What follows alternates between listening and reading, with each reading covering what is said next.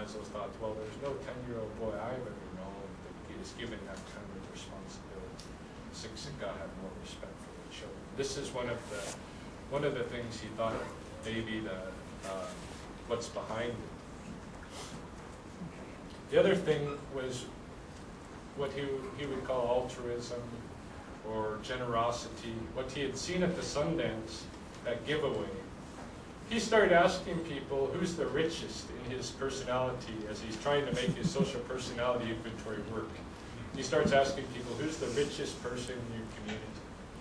And they were all directing him towards these guys that had done things for the community and taken on responsibilities and had transfers.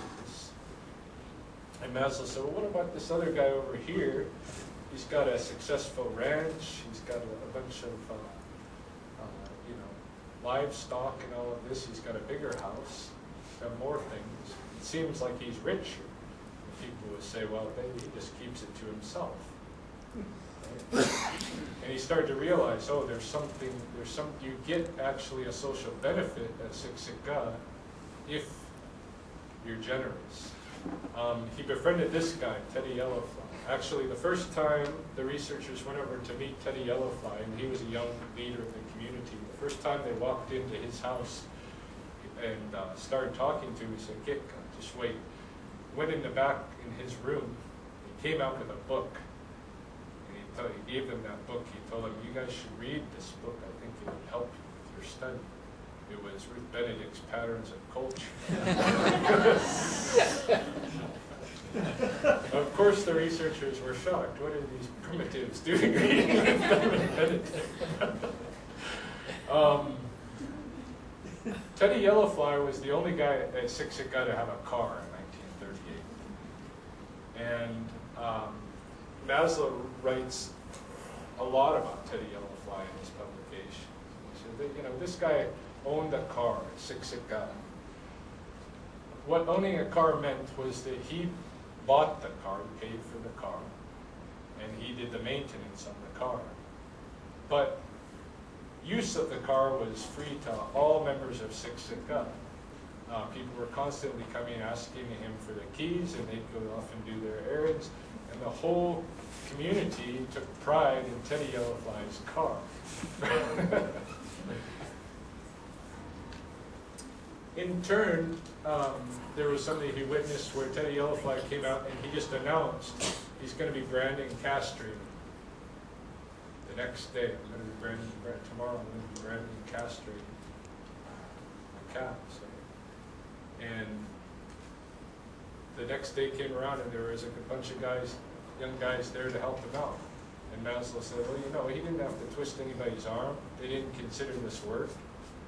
They came out and helped him because, he announced this is what he's going to be doing, and everybody was more than happy to help. And so Maslow started seeing something here, that there's actually something different in Six Sigma, a social system, where an act of generosity actually pays back in a way that it doesn't in the Western world. And we wonder what if Maslow was to study the concept Gimel, let's say, that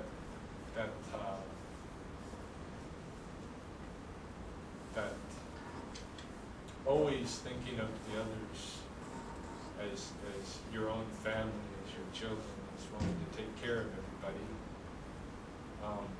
If he had explored this Blackfoot concept, how might it have changed his ideas about some of the theories he came up with? Close.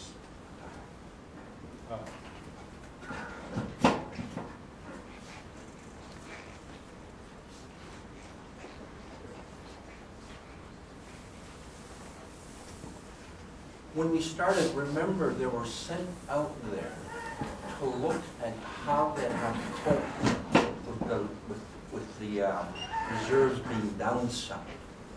Remember, they're under a lot of pressure. And I want to say, at this point, I am a survivor of residential school. Okay? They were starting to be brought there. one of the benefits that I've really enjoyed is to present this in the community of Siksika, because it gives a glimpse of what was going on. In spite of the adversities that they were faced with, what you have is coping skills that the people had, that they still had these things intact. Now, almost 30 years later, Siksika's Sundance stopped, right, under great pressure. Dunbo is not too far from Siksika.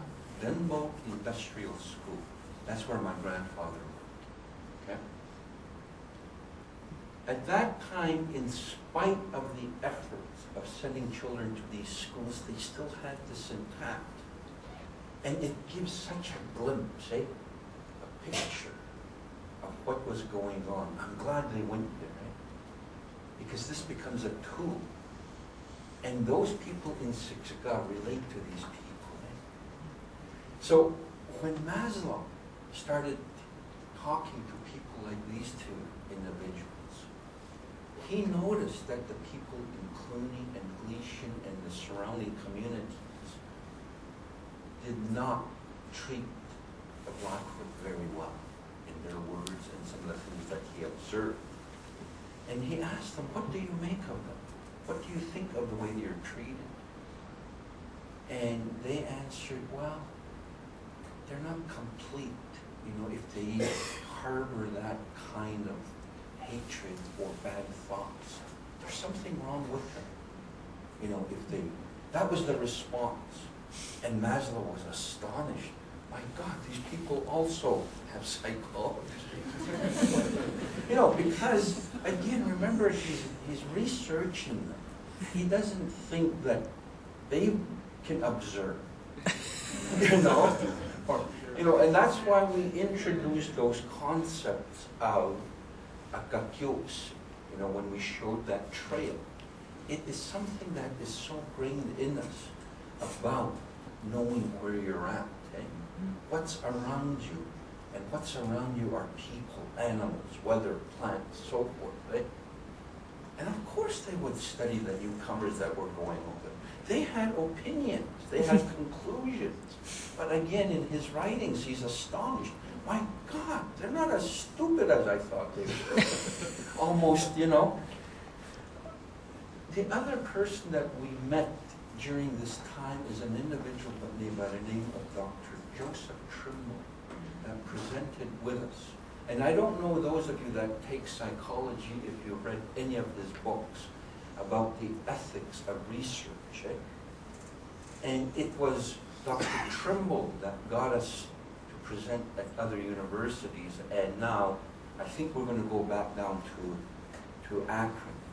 And what we want to do with this is we're going to publish it before somebody else does. You know?